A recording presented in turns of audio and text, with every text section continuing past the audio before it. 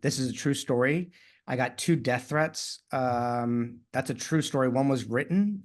That's a whole nother episode.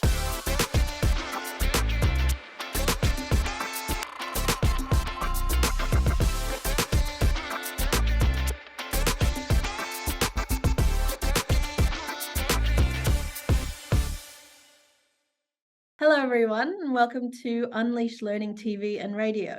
My name is Steffi Salazar, and I am an instructional leadership consultant and coach. Today, I've turned the camera onto William. As you know, Dr. William DeJean is the founder and CEO of Unleash Learning and an international expert in teaching. But what you may not know is that he was my former lecturer at Macquarie University. He's also the author of Unleash Learning and Make Learning Stick for Everyone, and works in both the United States and in Australia. I wanted to interview him because so many schools that I collaborate with tell me that student engagement is a huge challenge. Today's episode is called Transform Student Engagement in Learning. Hi, William. How are you? Hi, Stephanie. You're turning the tables on me, my friend. I have. I'd love to start with the first question, which is, can you share one of the most engaging lessons you've taught as a high school teacher in San Diego? Yeah, I was a teacher for 10 years. What I did, it connects to the engagement questions you're going to ask because you had sent me the questions ahead of time, but I had a class that was, this is a true story. I got 2 death threats. That's a true story. One was written. That's a whole nother episode. So what I did is the second semester, first day, I passed out their final and said, here's your final. And they go, you can't do this. And what it was I said, at the end of the year, you're going to be interviewed. And you have to have this portfolio. So everything that you do, all the essays, the assignments, you got to collect this portfolio. And you'll have a resume and a cover letter and your overall learning. And I brought in business leaders, professors, scientists, secretaries. I brought everybody in, and the students didn't believe they were going to do it, or I was going to do it, and I did. And so we had these community leaders come in, and we had a rubric, and I graded their last essay, and then the leaders graded their exit interview with a rubric, and that was their final.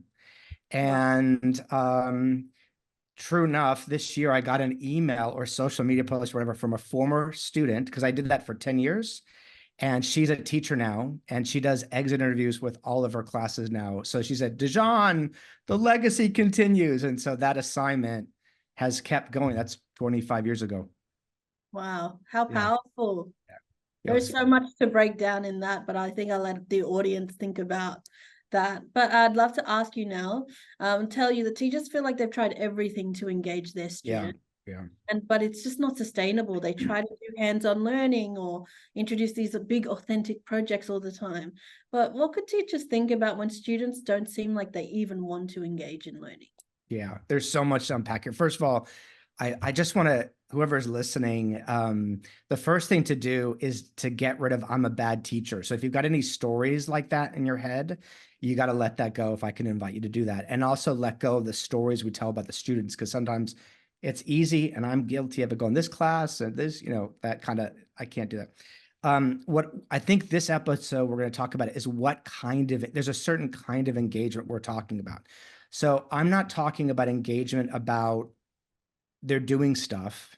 There's an intentionality around the engagement. So what I think we got to talk about first is for us to think about what kind of engagement are we looking for or trying to create. So that's what as we go into the interview, let's unpack a little bit about what kind of engagement we're talking about and why it's so critical. And then what you can do to convince your students that it's critical. And I'll show you what you can do. Yeah, so I do hear teachers saying my students are engaged because they're doing the work. They've got their heads down, pens on paper, they're quiet. What are your thoughts on this? Well, let me go back to the idea of what kind of engagement we're talking about. But what I would say to the teacher, probably from a coaching question, you do it that way, but I would really be asking, what kind of learning are you after? So are you after, and this is really important, long-term learning or short-term learning? So if you're after short-term learning, put them on a computer or let them just get through assignments. But if you really want behavioral change, transformational understanding, that what you want them to know is theirs for good, that you get I mean, I'm not peacocking, just you get a student 25 years later going, I'm still doing the exit interviews. Then we want long-term learning. And so there's a certain kind of engagement that we're looking for that. So and also the thing is, last year, I think I was doing learning walks in Melbourne. It was part 2 of Unleashed Learning, the year 2. And one of the teachers said to me something. I said, what did you notice? And he said to me, this always stood out. I could write a book on it. All the students are in the same position. And I said, what does that mean? And he literally hunched over the table and showed us. They were either this position on a computer, this position with a pen, or this position. Well, those were the 2 positions really across the entire school. So that kind of short-term learning mode is very in the story of what teaching and learning is. And I don't mean any disrespect to anybody, but it's ingrained in our head about what students are supposed to do and the teacher's supposed to do. But if we want long-term learning, there's a different way. And I'll unpack a few ways to get to that. I think, especially in this climate, teachers would be curious to know, how does explicit teaching fit into this? Yeah. So look, I've been doing this for 30 years, right? So it's a little bit like, if you saw the movie Up and they had the dogs with the squirreling, now it's this, now it's this, now it's this, now it's this. And I go, okay, now what is it now? The piece of explicit, depending how they're talking about explicit teaching, because explicit teaching could be just short-term learning. You can go up there and just deliver more information and be more specific about it and nothing happens. The piece where Unleashed Learning, explicit teaching come together is, if we want to make learning stick in this conversation about engagement, we have to know what we want to make stick. So what becomes, there was another school in Melbourne, and the campus principal said something. She goes, the power of Unleashed Learning is it forces you to get clear about what is it I'm really trying to get to stick. So that to me is the explicit piece. Now the teaching piece, there's an engagement way to do that. So I mean, the positive, I mean, they're doing it from a reading standpoint. So they'll say, good readers do this and da-da-da-da and da-da-da. But if you want it to stick, because we do know how to help people read well, but we don't always know how to get that behavioral change to happen. But first, the explicit is, what do I want to get to stick for everyone, full stop. No, that's really powerful. And I know that you are a researcher as well. So what does the science say makes learning stick? Okay. So the way I describe it is, we got to get up to the airplane view to look down. My doctorate's in education, and I'm not peacocking, I'm just saying from the position this, and my master's is in curriculum and assessment. And I used to write the courses at all these universities for pre-service teachers, master's teachers, great, And if I could turn the camera, you could see my library. At the end of the day, it's saying 2 specific things. It's saying, the first thing it's saying is it's about weightlifting, which you know this, okay? So if you understand how you get muscle, if you go to the gym and you work with a personal trainer, you'd fire the personal trainer if the personal trainer is talking to you for the whole time.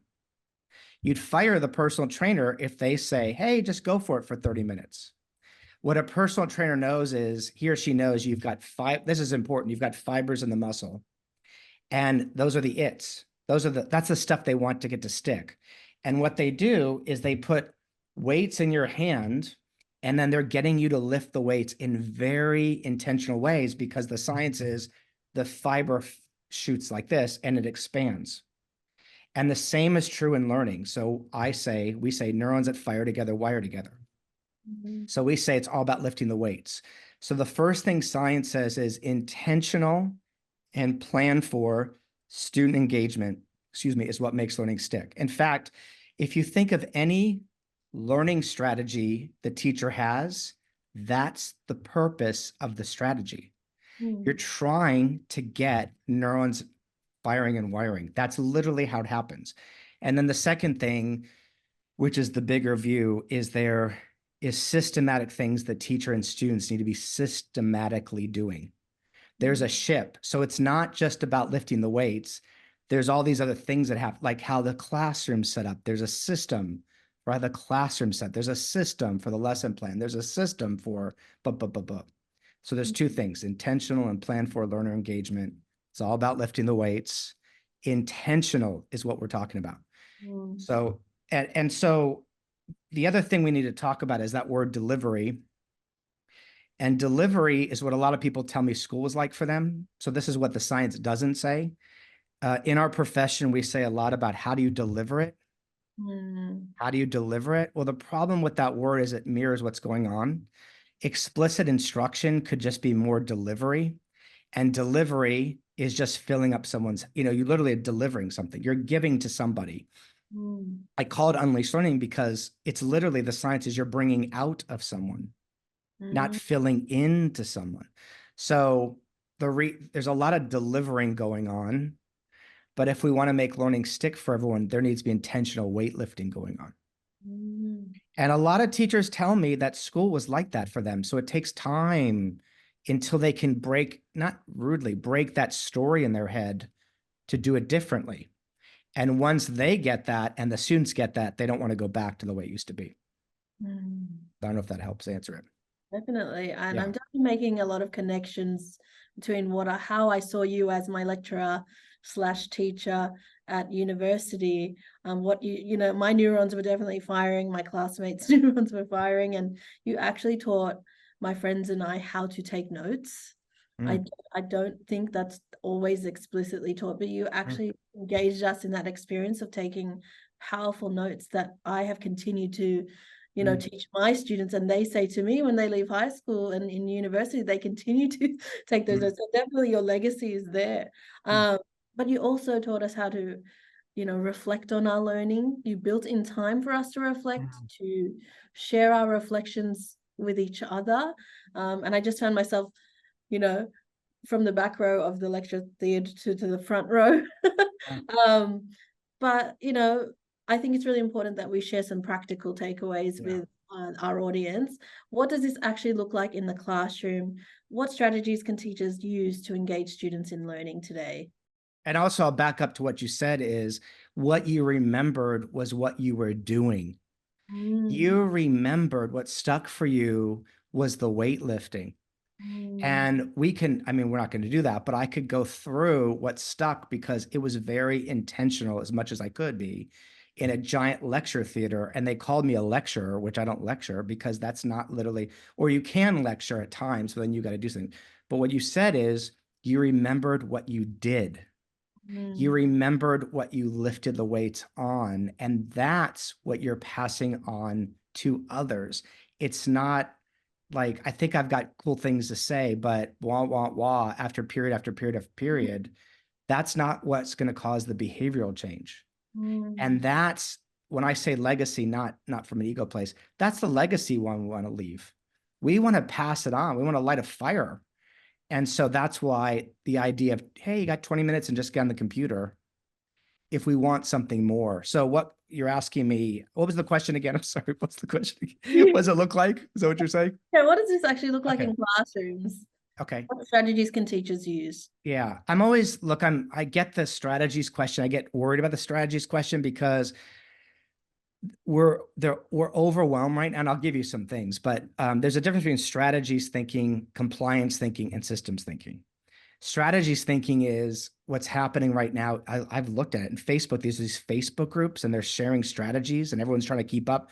Oh, we should do this one, should do this one, should do this one. It's like, but if you don't know for what reason you're doing any of this stuff, it doesn't really matter and you're overwhelmed.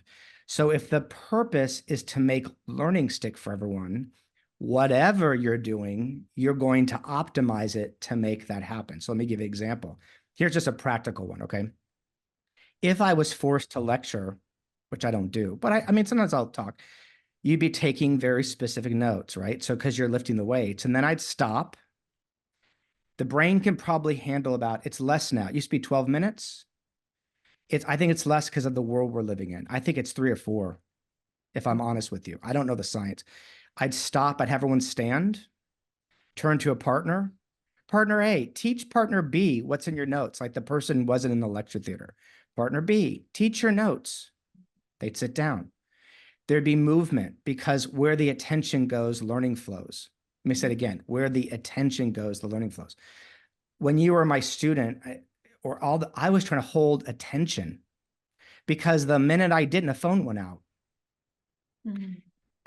In our classrooms, the phone might go up, but the kids' brains are not there. So you would see movement, you'd see intentional speaking, you'd have them teaching each other, you'd have them saying it out loud. It's a very loud, disorienting time. Sometimes there's a pacing to it, right? And there's also, rather than saying you've got 20 minutes, you're paying attention to the energy, not the time. The minute the energy drops, stand up, now do this. And one teacher said to me, she realizes now she plans for not what she's going to deliver, but what they're going to do with it or how they're going to engage with it in intentional ways. So, but it's for a purpose. So at Unleashed Learning, we put a teaching and learning mission in place, and that informs how they're actually doing what they're doing. Is that specific enough, or is that too general? I think, yeah, and everything you're talking about is what I experienced as your student. The movement in the class, teaching each other, even engaging us in Socratic circles, things like that. Just such powerful things that I know my university friends and I continue to use with our students today. So thank you, William. I do want to ask you the final question. Why is it important for schools to have a shared understanding of student engagement? Well, what we need is the expertise of someone like you in this space, because what happens is, what we do at Unleashed Learning is we put a very specific teaching learning mission and system in place, and the system causes not only a common language, but shared definitions. So let me say it again, shared definitions. So we need a shared definition of what student engagement is. That's a key in the Unleashed Learning system. We've got very specific definition for what that means. So it means then, if you were my student, or if I was coaching you, and let's say you're like, I'm having a hard time with engagement, or you realize that's the part of the ship you're having a hard time with. If we've got a common language, you and I could look at the language and say, well, what part of that key are you having a hard time with? And you might go, I think actually it's this part. And I'd say, okay, let's look at the resources what are you thinking could support you for that part of it? So the common language means that if I'm a teacher, I can also self-evaluate, get continuous improvement on the spot, because I'll have a share, because no one can remember standard 2.56A.3-14, whatever they are this week, or like explicit instruction. Now it's these things you got to remember to teach, or whatever, and it goes on and on and on. But if you've got a shared definition that's easy to understand, and what it takes to boost engagement, then we're lifting the whole school, and the cognitive load drops, the stress drops. That's what I love.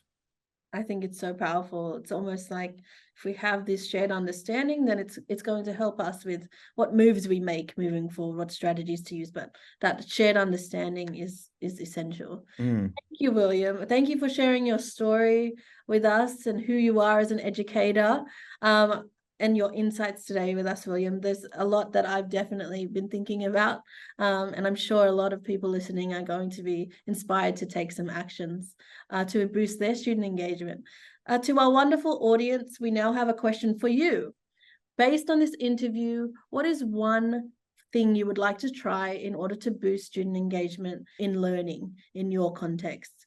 William and I are both champions of teachers, and we want to say that we see you and we thank you for all that you're doing to make a difference in students' lives. Thank you. Well said, Stephanie. Thanks for turning the tables on me. You're welcome, anytime.